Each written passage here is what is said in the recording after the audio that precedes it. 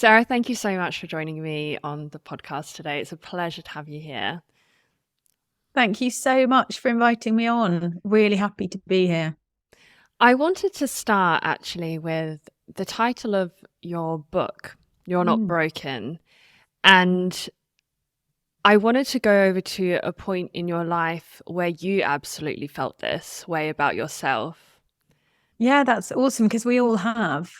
And I suppose that's why I was so keen on calling the book that. We went backwards and forwards in terms of the title, but I feel like it lands in the right hearts. So the people who need to get it, like it speaks to its own audience, because some people are like, what are you talking about? I'm not broken. Whereas other people are like, oh God, like that's where I am. Absolutely. I think it was perfectly named in that respect. And it made me think actually of several previous podcast interviews we've done where I often finish the interview by asking people if there's something that they used to believe that they no longer believe. And the idea of them being broken has come up numerous times, especially with people who are healing from trauma in some way. That's amazing. Yeah, absolutely. And it makes so much sense. You know, I've researched trauma for so long now, about 16 years ago, I think I started.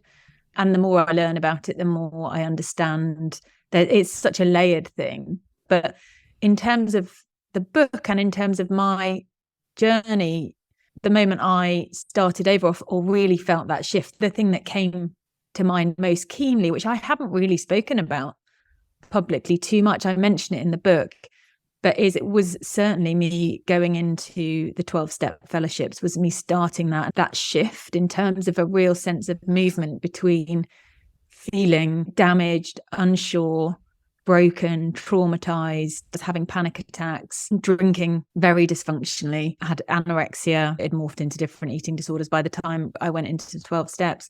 But that was the moment of shift. That was the real, you know, people use that phrase at rock bottom.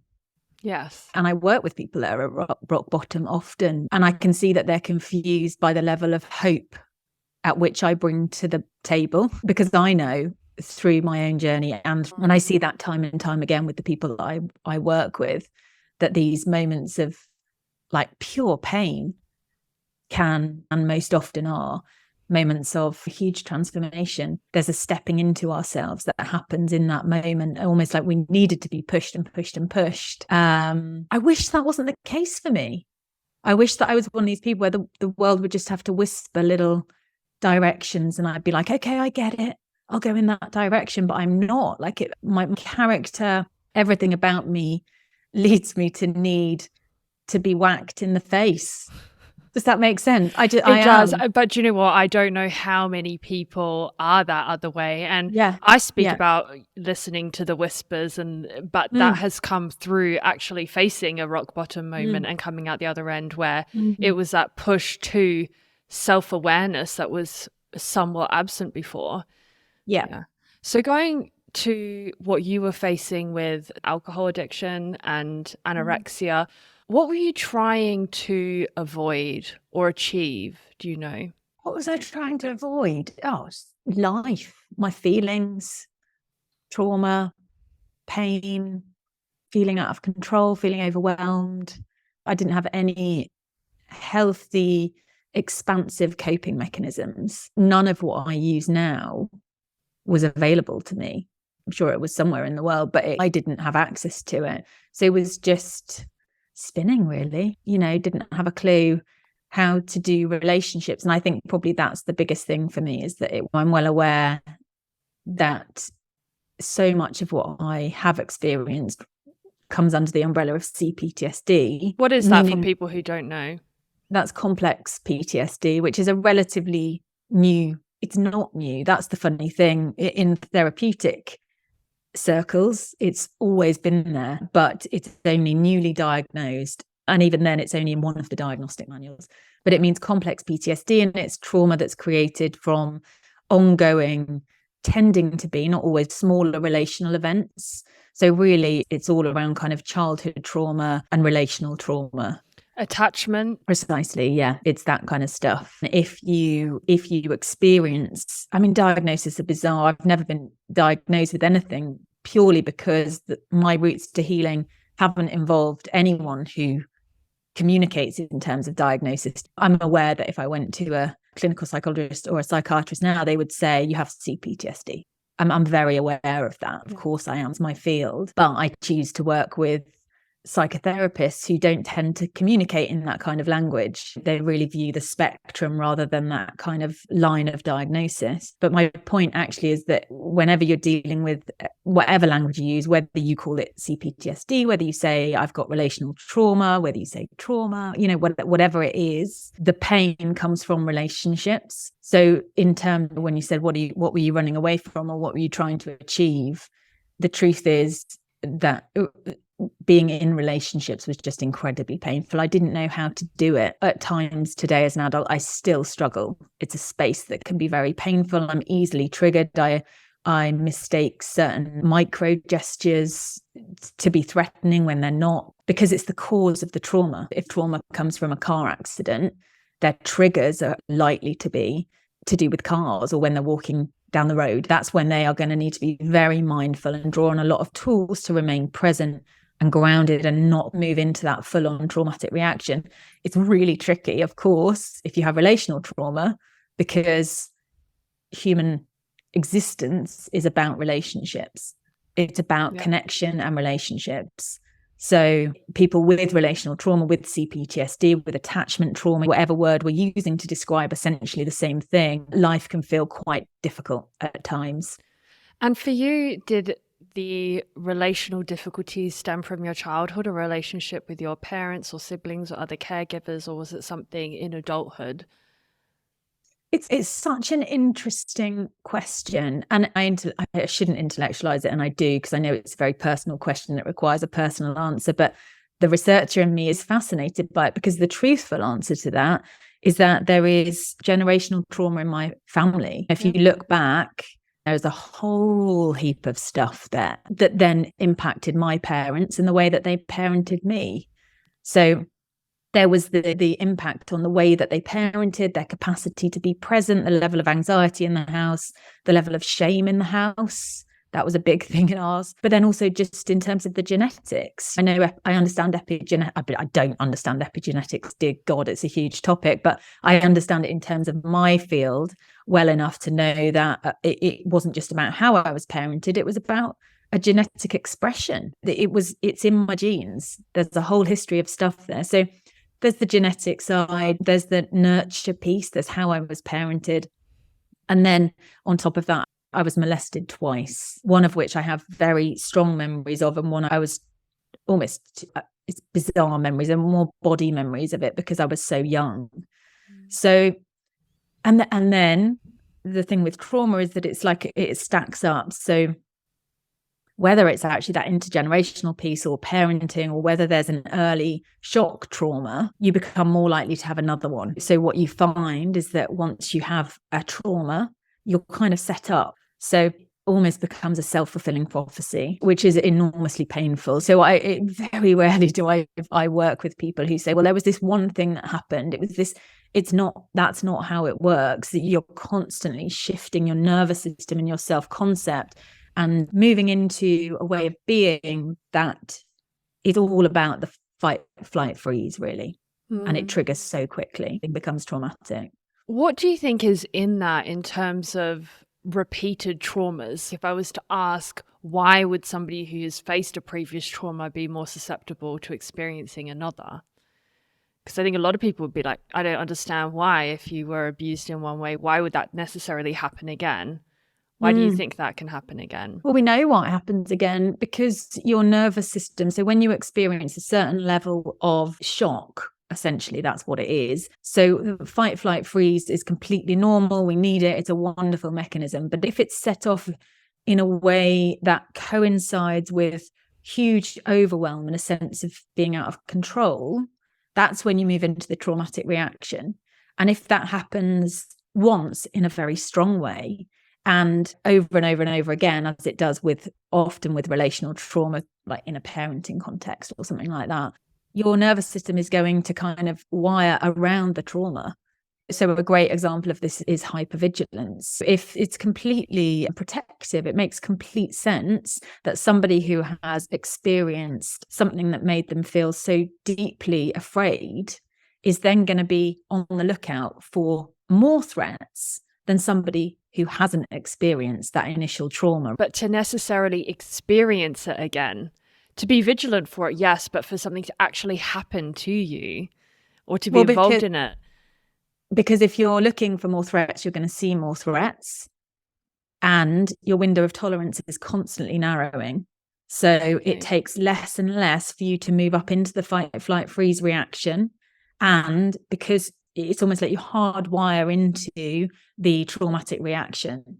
Yes. So it's like this cascade of repetition, and it's happening at a neurological level. There's no negotiating with it. It's neuroplasticity, the joy of neuroplasticity that can heal us, of course, thank God. But it's also that neuroplastic learning that creates these pathways, that strengthens that pathway of hypervigilance, moving into fight flight, and then potentially moving into that wider pattern, whether that's disordered eating, whether that's a shame response, whether that's overthinking. Maybe it's depressing to explain it in such scientific language, but I find it fascinating, and actually I find it very comforting to understand what's happening neurologically, to understand that all that's happening, not all that's happening, it feels so overwhelming, and so people feel so out of control when they have trauma, but they're not. You are stuck in a very deeply ingrained, strong neural pathway.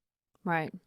Let's understand that, and understand that what we focus on grows stronger.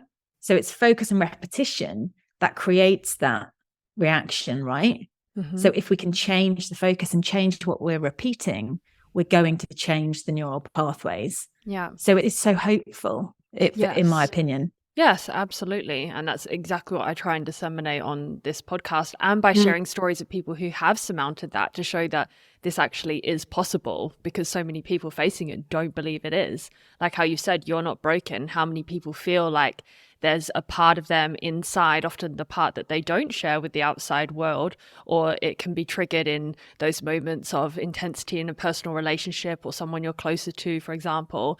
But they're like, there's this part of me that I can't change. It's so deeply ingrained and so far hidden under the depths of myself that hope doesn't feel present.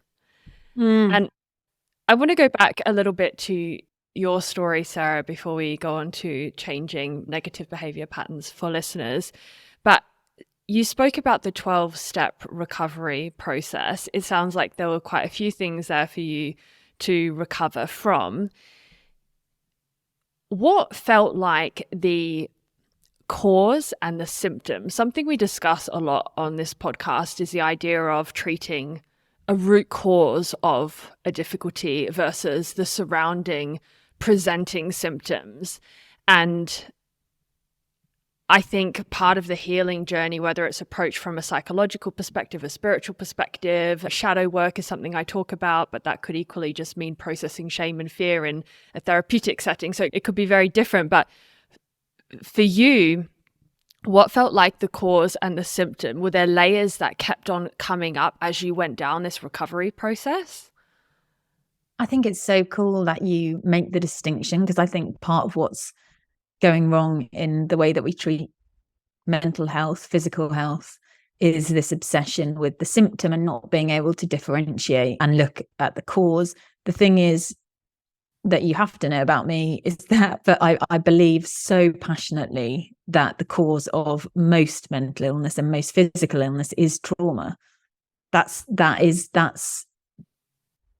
is where I come from. So in answer to your question about me, the cause was trauma, and the symptoms were, well, there were myriad symptoms. I had so many different ones, but they all stem from dysregulation of my nervous system and the effects of trauma and these patterns that I was stuck in terms of my self-concept, my behaviors, my thinking, my relationships. So to me, that's the cause. And the symptoms, there were so many, and I've covered them. Yeah. So really it was going down to the root of what you mentioned with sexual abuse. It was, but the 12-step, when I went into the rooms, that was the moment that I surrendered. That was the moment I said to myself and the world, I can't do this on my own anymore. I don't get it. I don't have the answers. And a fundamental part of me, as I've learned through my journey, that can either be channeled for good or bad, is that I obsessively want to figure things out.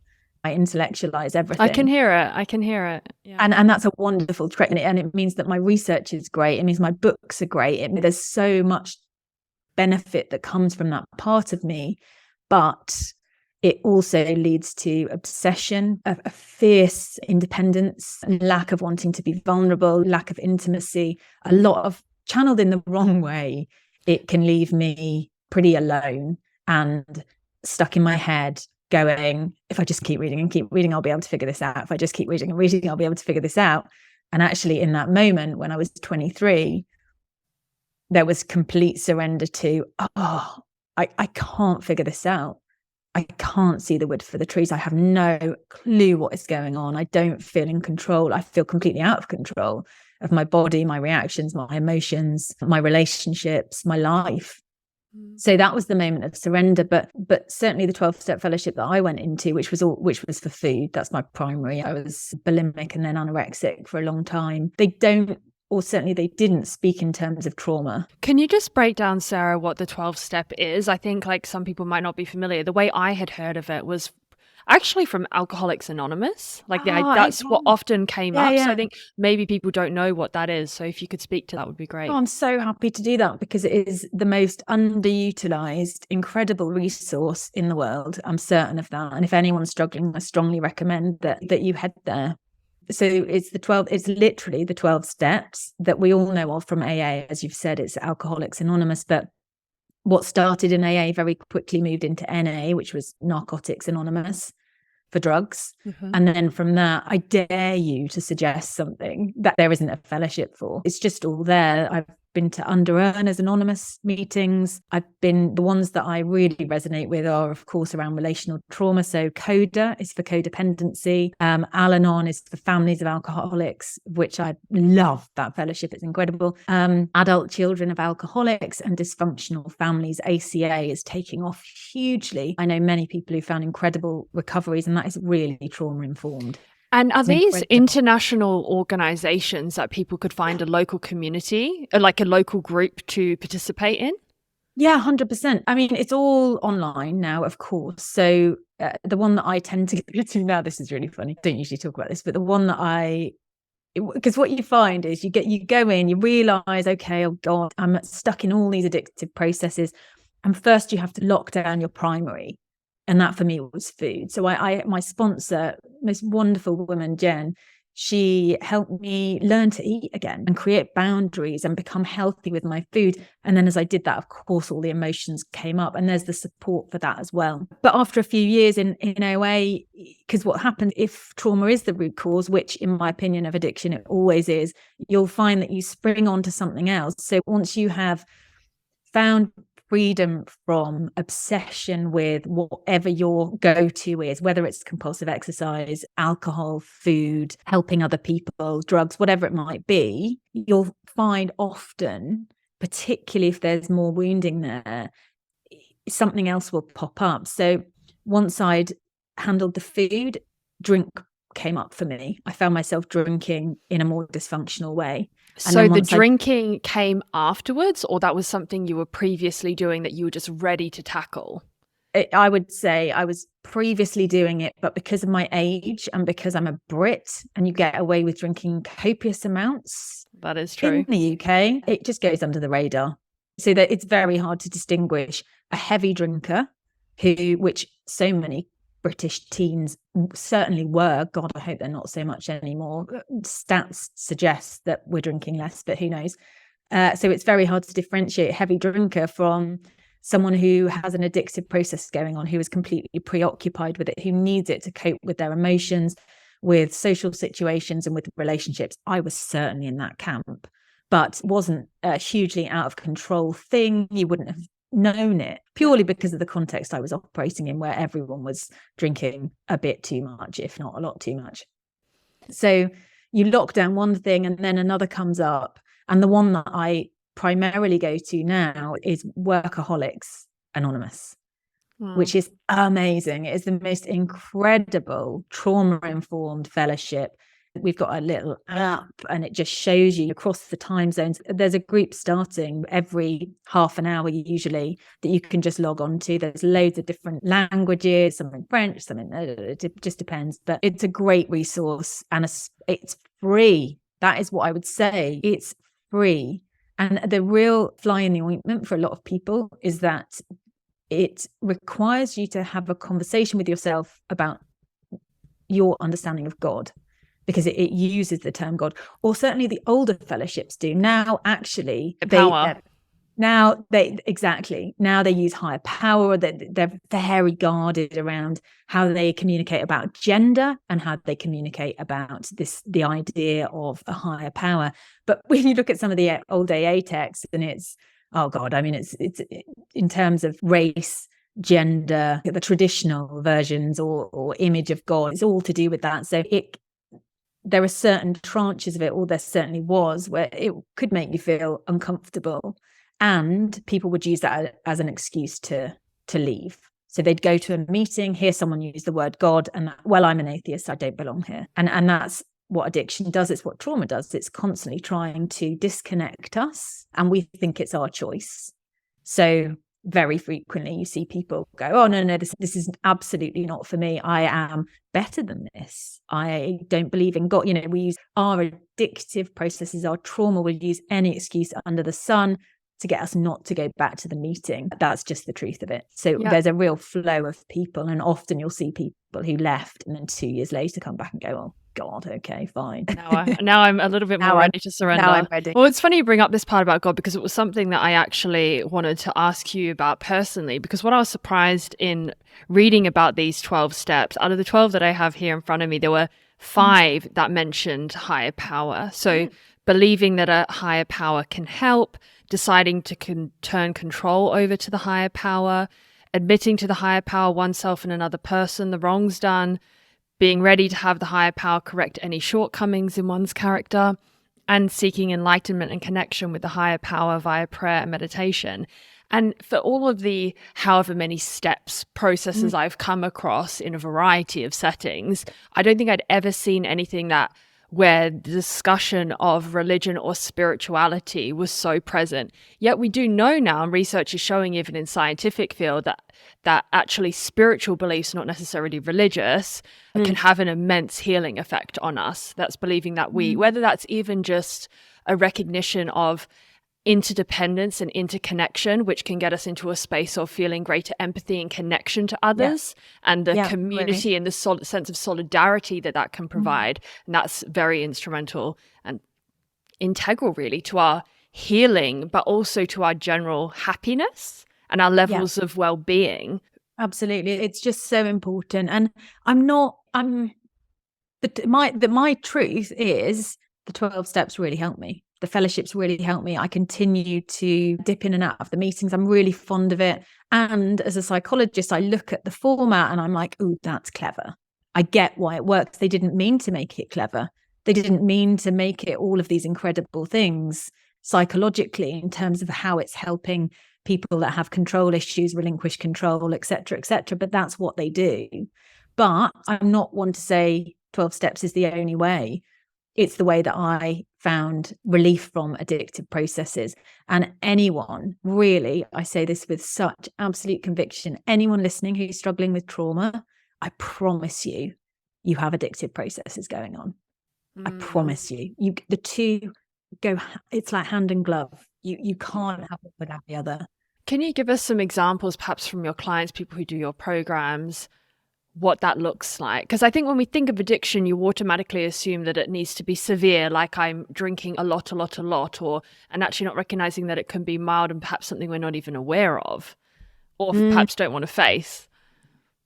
Totally. And I think it's so important to discuss it, because the thing I would say that every single one of my clients, I probably shouldn't say every, but the vast majority, 99% of the people that I work with are addicted to either overthinking or compulsive busyness. So that's just a blanket. And then often there's something going on with food or there's something going on with alcohol. I find either of those to be present very frequently. And the food piece is interesting because it's the word that we have to remember is control. It's all about control. So even when people will come to me and they'll, no, I don't have any issues with food. Actually, after we've been working together for 9 months, it becomes very clear that actually their sense of control is really very reliant on what they are putting in their bodies and how they are eating and their relationship with food and weight. But it can takes a beat to get there. But those two, control and overthinking, are just ubiquitous with the people that I work with, for sure. And in general, I mean, I don't know who isn't really an overthinker. And I think that's why we're having so much focus now on mindfulness and meditation, because we recognize that our brains have overdeveloped to the point that we're not a tool that controls us rather than we have control over, totally. over them. I think that's 100% true. And I think the two main models, and really the only two models that we need in mental health, are the trauma model and the addiction model. Because we need to stop pussyfooting around it. It's not overthinking. It's not this cute, cuddly thing. It is no different to drinking alcohol. Yeah, and I know that's confronting, but it is no different in terms of what it's doing, in terms of how it disconnects you from the moment, in terms of how it disconnects you from other people, from your body. It's the same thing. I understand that the physical ramifications of a substance addiction and a cognitive addiction like that, they're different, but both have such hugely negative consequences for us, our bodies, our relationships, and our lives. Mm-hmm. So before we come on to that in greater detail, I'm curious to know what changed for you, because honest answer, Sarah, I hear the intellectual in you and the astute woman who has a lot of strengths and capabilities in that respect, less of the emotional side. And I'm wondering how crucial the emotional healing was, and the kind of being present in the lower part of the body rather than everything centered in the mind. But was that a key part of healing for you, and how you have decided to live your life moving forward? Oh, definitely. I mean, the truth is, I had to work with a therapist. I think we worked together for about 5 years before I was even vaguely connected to my body. Wow. Like it was the most painful process for me to come down. So anytime she would mention anything to do with my childhood, anything to do with my traumas, I would just dissociate. And that's a realization now, is that I really spent from age 10 to age 20 dissociated. I just wasn't present at all, wasn't coping, wasn't present. And of course, missed out on so much, but missed out on the maturity that comes during that time. That's the truth.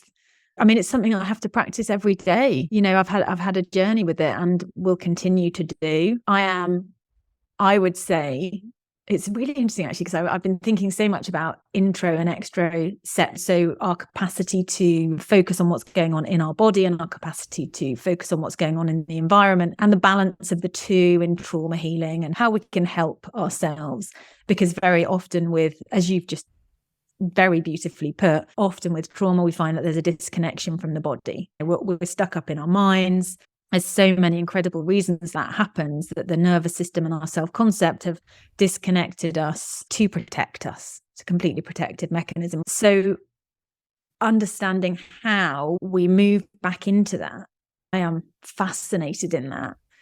And as much as anything, it's been from my journey.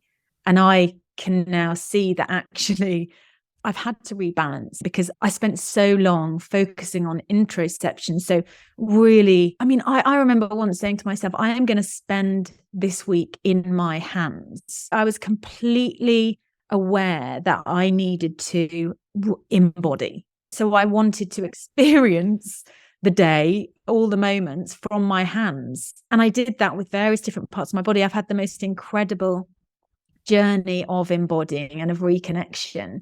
So over the last couple of years, I'm having to rebalance. My meditations now are much more to do with extroception. So focusing on what's going on externally, because you need a balance of both. And it's especially true Because I wonder if some of the people listening might think, well, I'm so in my body, you know, I've got anxiety. I'm so aware of my heart beating and the sweat on my face. And if somebody is experiencing that, I would say you need to reconnect, but potentially first learn to meditate by focusing on what's going on outside rather than what's going on inside. We need to pull ourselves away from the obsession. So how would somebody do that then in practice? That would be sitting down in a meditation setting, being calmer or more present in your body, but then noticing the wind or your face or what you can smell, or how would that work? I think I've only just started using the term meditation. In most of my work, I use the term reconnection because trauma disconnects us. Trauma, addiction disconnect us from our body, from the present moment, from relationships, from our self-concept, from our authenticity. So I like that word. I'm just using meditation because I'm realizing that I'm confusing everyone when I say you need a reconnection practice. But I think if you think about it in those terms, it points to the outcome we're trying to achieve, which is to reconnect to your body. So it is as powerful to body scan in a very focused way. If you're not doing it mindfully, it's not doing anything at all. But the point is to reconnect, to refocus, and the incredible effect that has on your nervous system in terms of neuroplasticity is incredible. So in practical terms, there are so many ways to meditate. And I think we picture people sitting cross-legged, chanting or focusing on their third eye. But you can meditate walking. They're interchangeable terms, mindfulness and meditation.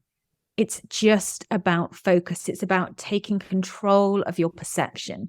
Because in modern life, of course, we're just being pulled from left to right. Not only are we all stuck in our minds with the overthinking, but there's screens and there's just a constant overwhelm of information. I mean, so with my son, we just call it a quiet moment.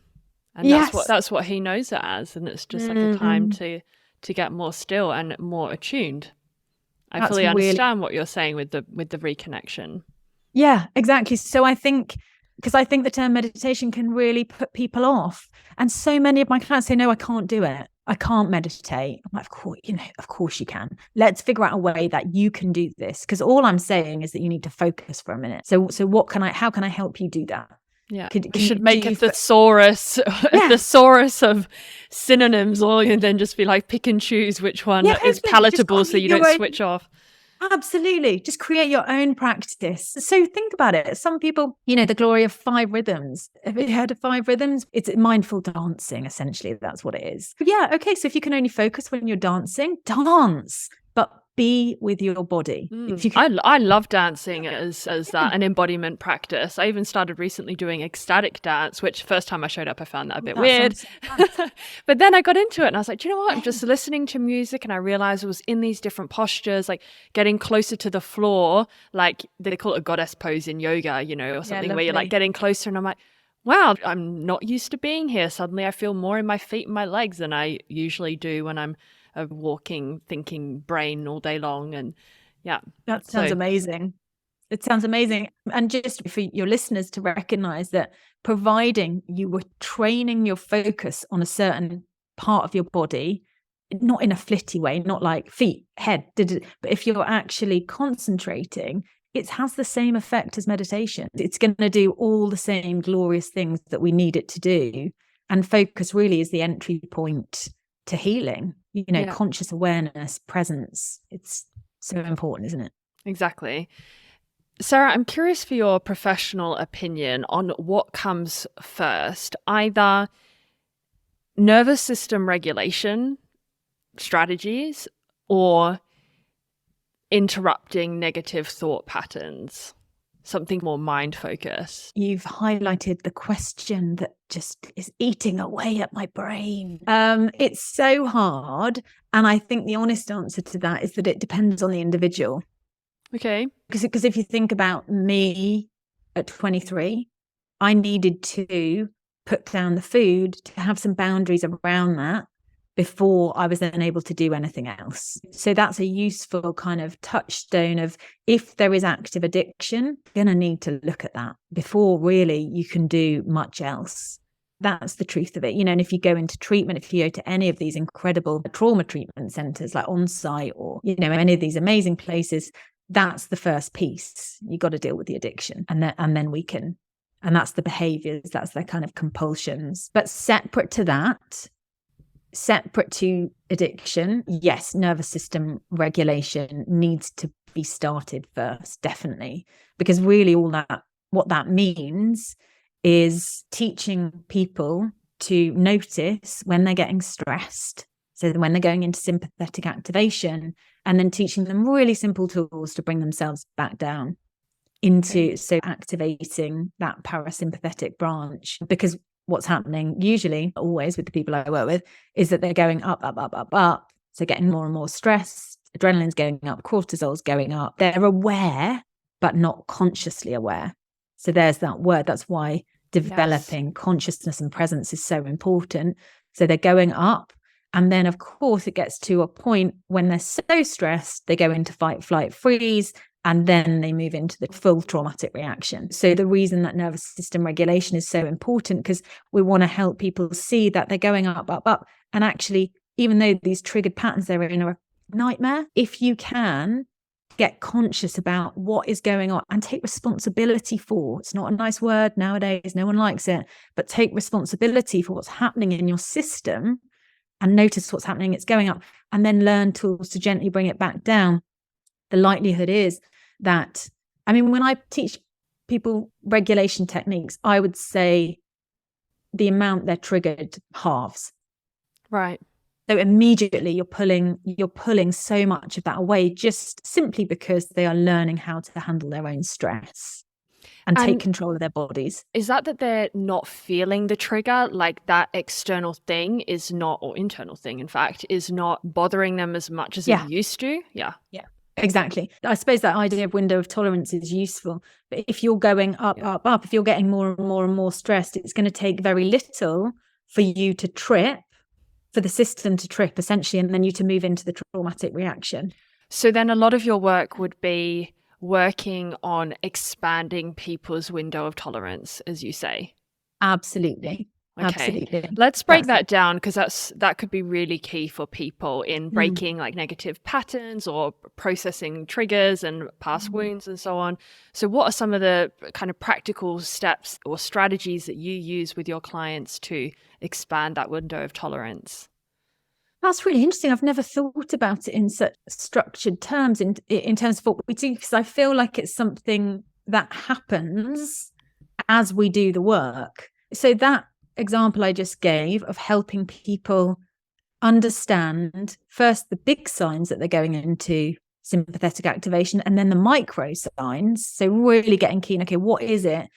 What do I do? You know, being really curious about the little signs that you're going up, up, up, and then taking responsibility, intervening and bringing yourself back down, doing whatever you need to, whether that's leaving the room or whatever it might be. Hang the social consequences. You've got to be prepared to just do anything really to help your system rebalance. That is widening your window of tolerance. What you have done there is widen your window of tolerance. That's exactly what's just happened, because what you've done by intervening in that stress response. So take an example of, I realized that, so the kids running from school, I haven't finished my work, so I feel really stressed. I feel, oh my God, I've got emails to send. This isn't great. And I haven't done the dinner, and one of them's crying, and my stress is going up. I'm not consciously aware of that. I'm aware I feel crap. I'm aware I'm annoyed, but I am not consciously in my body and really practicing what I preach. Okay, so my stress is just going up, up, up, up, up. And then my kid, say my eldest son, he runs in and he knocks over my glass of water, and I completely overreact, completely start shouting, and go off on one. And I can feel my shame rising. I'm shaming him. It's just a total. I know how it is, girl. You know how it is. Yes. So that my window of tolerance for my child knocking over a glass of water was, let's say, this big. If we were visualizing it, it might be 5 centimeters. Yeah. If, as they came in through the door,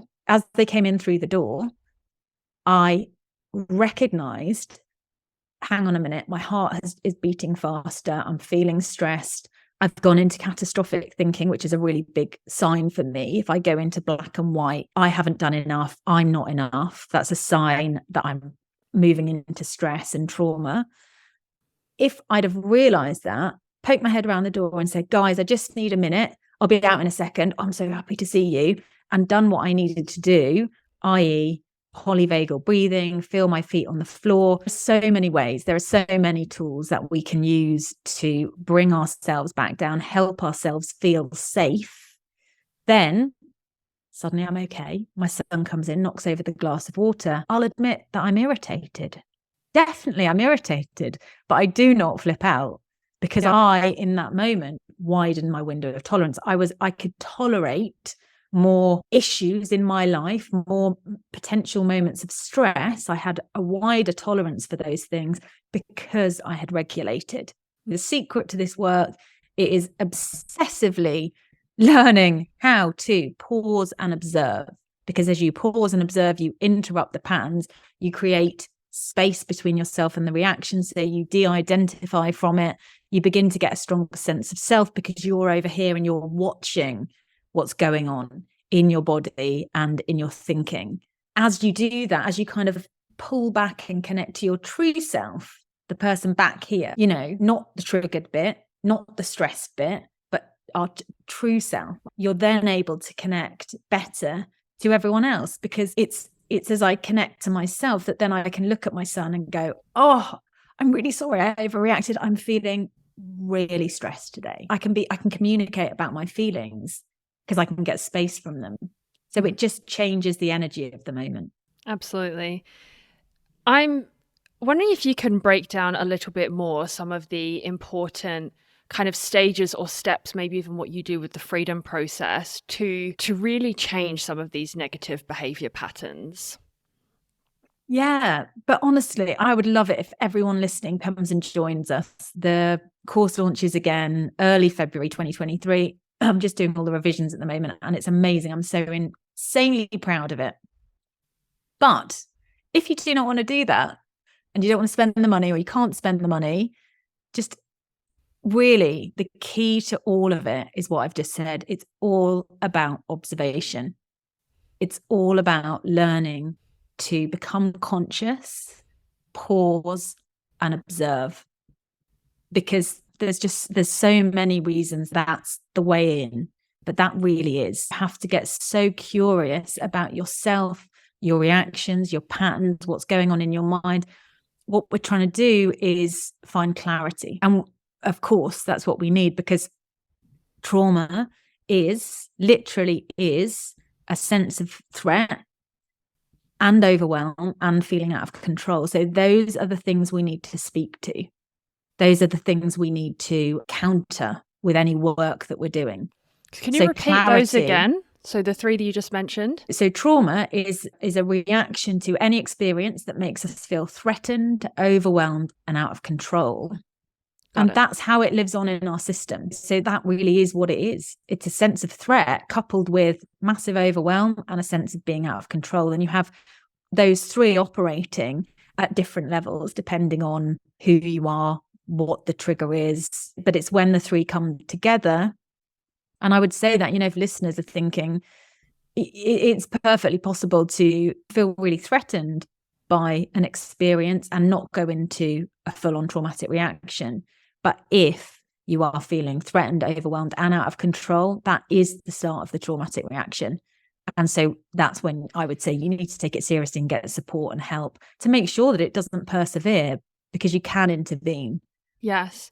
So then that's when we would, if we're feeling those three things that you described, we're getting triggered in a certain situation, is that when we would seek either self-soothing coping mechanisms that we have developed, whether they're healthy or unhealthy, or potentially, even as you described before with your eating, finding a manner to restore control? Would that be a very common pattern? Precisely. That's exactly right. That's how the two link. That's exactly it. So we feel out of control. That's a key piece in trauma and addiction. It's one of the main crossovers. We feel out of control, so we reach to things to help us feel a sense of control. whether that's work or whether that's body image, whether that's being a perfect parent, whether that's fixing other people, fill in the dots. That's what it is. Something else that I love that you've spoken about, or you've mentioned this word a few times so far on the podcast, is curiosity.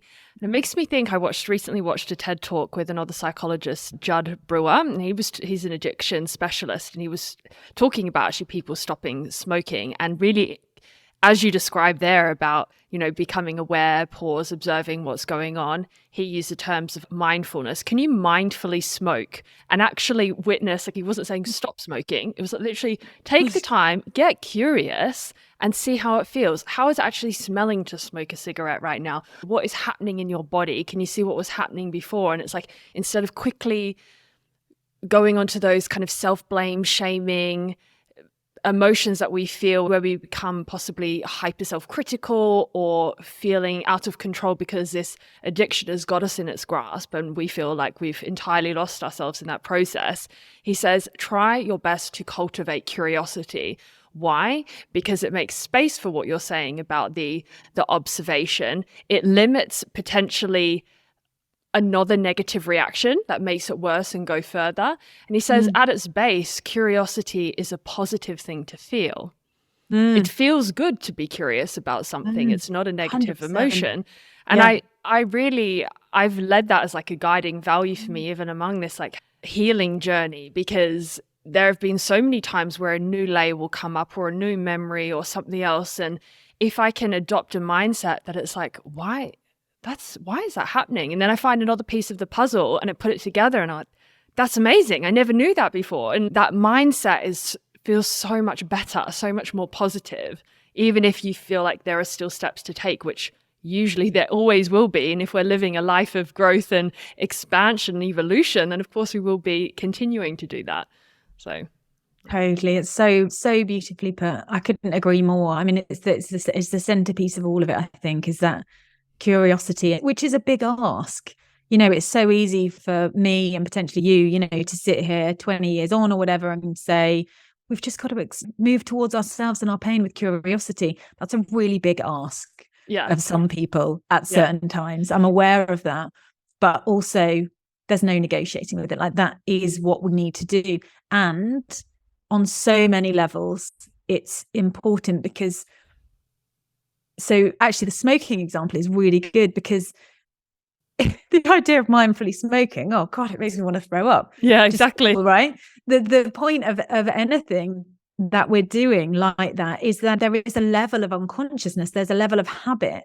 And when we are moving through life in that unconscious autopilot way, we know A, we're avoiding something, and B, those behaviors are hardwired into our nervous system. That's how it is. That is the sign to us. So if there is an unconscious action, it means that it is so ingrained within our system that we no longer have to think about it, like pressing the brake when you stop a car or whatever. You don't think about that. It's your body knows, your muscle remembers, everything in your system knows how to do that.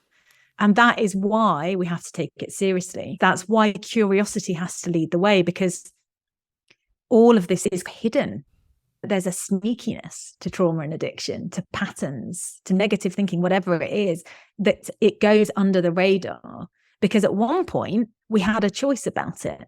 At one point we were smoking, thinking, oh, this is so great, I love it. And then we miss the moment at which it stopped becoming a choice.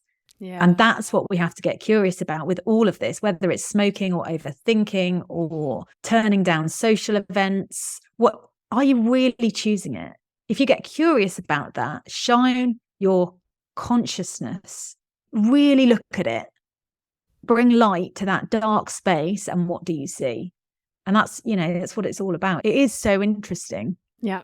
Very powerful. And it makes me think of what you were saying before at the earlier part of the interview about the neural pathways, and just imagining that like this is a highway and there are loads of signs and you're following the crowd and it's busy and it's just like that's what you know.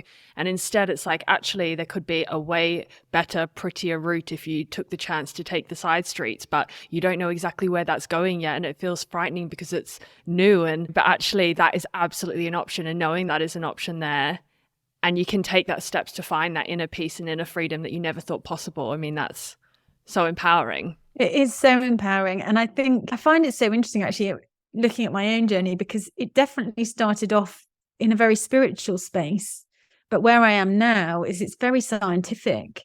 So I'm very interested. Okay, well, this is how I see it all, and I've been through it all. This is how I became. Why did it work? And as you really unpick it, the psychology of it, what's happening in our nervous system, in our brain, it's mind blowing. I don't believe for 1 second that addiction is a disease. I think that is the most mistaken, damaging concept. It's not a disease. We are all hardwired to learn. That's what humans do. That's how our system is built, to get us from A to B in the quickest route possible. And whatever we repeat and focus on lays down and becomes unconscious. As I've said, it just becomes automatic and habitual. And we can use that power in the opposite direction. There's this great new study that fantastic new study that showed that if you repeat the same behavior for 66 days, it becomes automatic. 66 days. I love that they took the time. You hear so much about it. Gabby Bernstein's got to do this for 21 days. You've got to do 66 days. Apparently, on average, that is what it takes for your nervous system to rewire. That's such useful, empowering, hopeful, incredible information, I think. Yeah. Follow-up question on that. It's got me thinking, because actually time is so key, and so many of us give up on our goals too early because we think we should have achieved them already. But I'm thinking there on the 66 days mark, is that like 66 days consecutively? Or does this include the days where you completely fall off the bandwagon and repeat something? Or does it like start afresh? No, you are right, actually. No, there was an allowance for missed days. So I think there was a certain allowance, I can't remember, but there was a certain allowance for, okay, up to 2 days a week could be missed, or up to 3 days a week could be missed. So it wasn't like a perfect 66-day score. Yeah. I just love that. It's so useful. Interesting. Yeah. I'm going to finish with the final fast few questions now, Sarah. So the first thing I wanted to ask you was that, is there something that you used to believe that you no longer believe? Yeah, I used to people please, and it was just all about, I used to believe that I couldn't be myself, that it was dangerous to be myself. I mean, and I really did live that. I was a great pretender. That's what trauma does, especially relational trauma and addiction. And this incredibly emotional, powerful realization that actually it is not only safe to be myself, but it's the only way. That now I see that the more authentic I am, the better my life is. The more radically honest I am in terms of saying my truth, the better everything seems to work. And that's been a massive shift, I would say. Beautiful answer. Second, what is one quote or affirmation that resonates with you that you would like to share? The affirmation that I love, that makes you smile and feel really powerful, is I am the queen of my life. I love that. And it's sassy and silly and light, but also so incredibly true. And I just love it. Yeah. And it speaks to the authenticity point that you spoke about before. Yeah. And lastly, what is one final message that you would give to our listeners who are on or wanting to embark on this journey to break free of old patterns and find inner freedom? A final message would be, I think, just to keep going. I think understanding that it is possible, that healing is possible. And I know how trite and bizarre and unrelatable a lot of what I've said probably is. Because I know that if I'd have heard this podcast and some weird 40-year-old banging on about healing and neuroplastic growth when I was 20 and in the throes of anorexia and terrible relationships, and I'm not sure I would have got it. I'm aware of that. I'm aware that there's a disjointedness. But whether you understand the detail of what I'm saying, I dearly hope that it gives you a sense of hope, because I think that's really the thing that needs to lead the healing. So I suppose even if this sounds completely untenable, just take a step forward. Yeah. Beautiful. Couldn't agree more. Sarah, thank you so much for your time today, for sharing your story, for sharing steps to help us recover and heal, and also for instilling this sense of hope that I think we all need when we're facing difficulty. It's been a pleasure. Oh, thank you so much. It's been so good to chat. Good. Really nice.